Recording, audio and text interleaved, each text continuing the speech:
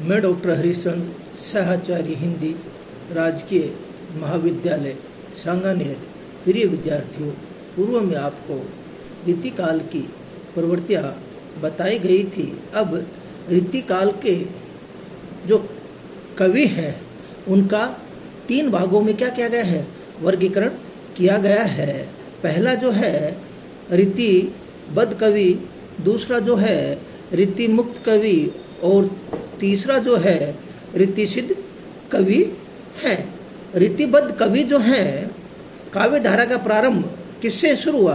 भक्ति काल से शुरू हो चुका था।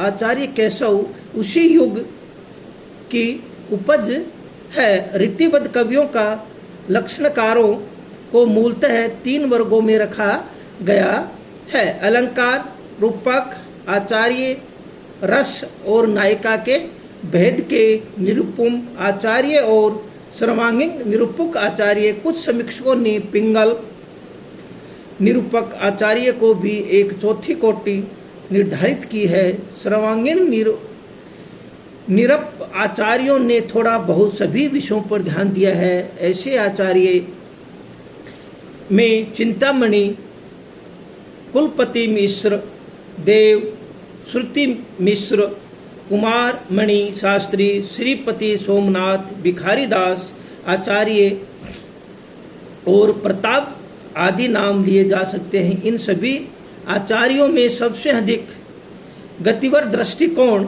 भिखारी दास का प्रतीत होता है। अलंकार निरूपक आचार्यों ने अपने लक्षण ग्रंथों के निर्माण के लिए चंद्रलोक, कवलानंद और पूर्ववर्ती असोन्मुख ग्रंथों को ही आधार बनाया है। अलंकार निरूपक आचार्यों में आचार्य केशव, जसवंत सिंह, मतीराम, भूषण, गोप, रसिक, गोविंद, दुल्हे, गोकुलनाथ आदि पद्माकर के नाम लिए जा सकते हैं।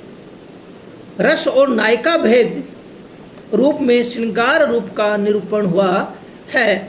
कुछ दूसरे आचार्य ऐसे भी हैं जिन्होंने सभी रसों पर विचार किया है, किंतु सभी की दृष्टि श्रृंगार रस की ओर अधिक केंद्रित रही है। क्यों कि श्रृंगार जो रस है उसकी तरफ क्या है, उनका अधिक ध्यान रहा है। इसी वर्ग के आचार्यों की परंपरा तोष कवि मतीराम, देव, कालिदास, कृष्ण भट्ट, श्रीपति उदयनाथ, सोमनाथ, रसलीन, भिखारी दास, उजियारे, रामसिंह, गोविंद, बेणी प्रसाद आदि हैं। देव द्वारा किए गए रस विवेचन अपेक्षाकृत अधिक विस्तृत और मौलिक भी है। देव जो है उनका जो दृष्टिकोण जो है वो क्या है, अपेक्षाकृत अधिक विस्तृत और मौलिक है। अन्य लोगों ने प्रायः उन्हीं के विचार को पृष्ठ प्रेषण मात्र किया है। मतीराम, पद्माकर आदि के लक्षण उदाहरण न केवल सटीक बन पड़े हैं, यद्यपि वे सरस भी हैं। किस किस के? मतीराम और पद्माकर के। ध्यान में देखा जाए तो यह भी कहा जा सकता है कि रीतिकाल की रसिकता और सरसता के वास्तविक स्वरूप को प्रस्तुत करने वाले ये ही कवि हैं। रीति ग्रंथ को प्रस्तोता आचार्य केशव है। कवि प्रिया और रसिक प्रिया दोनों ही उत्तम कोटि के ग्रंथ हैं। किसके? केशव के। रसिक प्रिया और कवि प्रिया जो हैं दोनों उच्च कोटि के काव्य हैं, ग्रंथ हैं। रीतिकाल में जसवंत सिंह के भाषा भूषण की रचना करके आचार्य रूप का पूर्ण परिचय दिया है, क्योंकि वो भी अपने आप में क्या है, उस समय में महत्वपूर्ण था, जिसने क्या है उस प्रकार का रचना करके आचार्य रूप में अपने आप को क्या किया है, परिपूर्ण परिचय दिया है। भूषण का शिव भूषण ग्रंथ अलंकार निरूपक ग्रंथ है।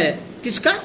भूषण का जो है, शिव भूषण जो है वो अलंकार निरूपक ग्रंथ है। उसमें क्या है, अलंकारों को सबसे अधिक महत्व बताया गया है। और क्या है कि मतिराम का कवि रूप आचार्य रूप में तुलना में कहीं अधिक प्रबल है। देव के आचार्य रूप में कवि के रूप में दोनों ही समान है। देव सृजन में कहीं अधिक प्रबल है। देव के आचार्य रूप और कवि रूप दोनों ही समान है। कौन कौन? कवि रूप और आचार्य जो रूप है दोनों क्या है, समान रूप से है। किसके? देव के। देव क्या है, आचार्य भी है और कवि के रूप में भी दोनों ही उनको क्या है, सम्मान मिला हुआ है। देव के भावों को सूक्ष्म भाषा, असाधारण अधिकार शब्दों का सगोत्रार्थ, सरसता और इसके साथ साथ उक्ति वैचित्र्य पर देव ने पूरा ध्यान दिया है। श्रृंगार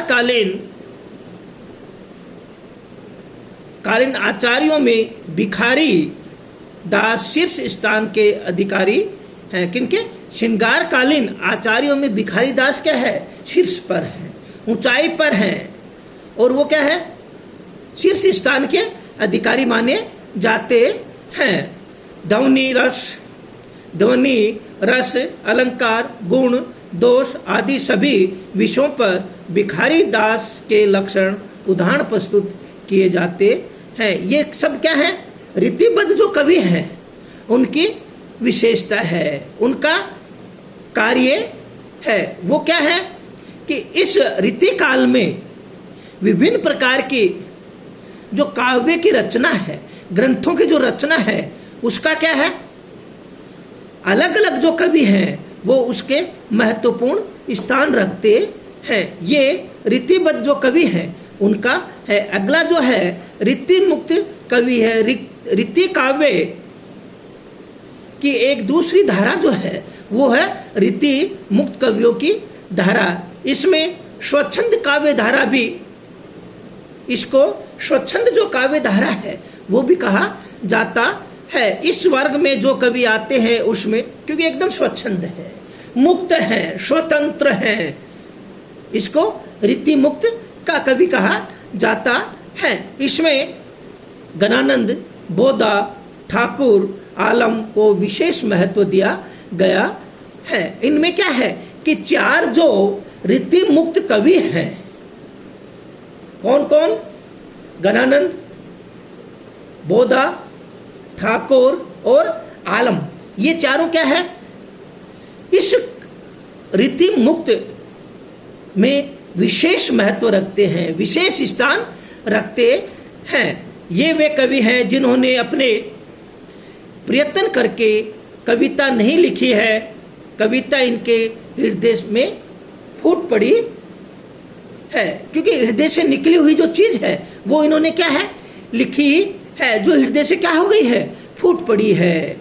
रीतिबद्ध कवियों ने चमत्कार की अभिव्यक्ति जो है के लिए बुद्धि प्रेरित कविता लिखी है, जबकि रीति मुक्त कवियों ने भाव भावित कविता, रीतिबद्ध जो है, पीछे आपको बताया था, रीतिबद्ध जो कवि हैं उन्होंने क्या है, चमत्कार किया, क्या की है, अभिव्यक्ति के लिए बुद्धि प्रेरित कविता लिखी है। परंतु रीति मुक्त जो है, रीति मुक्त कवि जो हैं उन्होंने भाव भावित कविता लिखी है। इसका प्रमाण समुचित रीति काव्य है। रीति मुक्त कवियों ने काव्य को सादा रूप में नहीं माना है, सादे रूप में ग्रहण किया है। देखिए क्या कहते हैं कि रीति बद्ध कवि जो हैं उन्होंने तो क्या किया है, चमत्कार की अभिव्यक्ति को बुद्धि से प्रेरित करके कविता लिखी है। इन्होंने क्या है, भाव भावित जो कविता है वो लिखी है,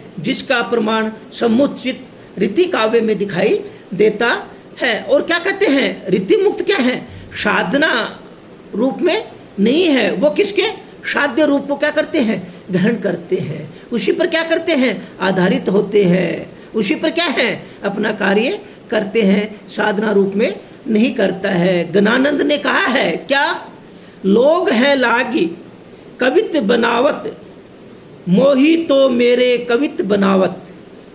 यह उक्ति केवल गणानंद पर ही लागू नहीं होती है, समूचे रीति मुक्त जो काव्य पर लागू होती है। जिसने भी उस समय काव्य लिखा है उन पर सब पर क्या होती है, ये जो है उक्ति जो है वो सब पर लागू होती है। गणानंद की जो कविता है को संकलित ब्रजनाथ ने भी इसी प्रकार की बात कही है।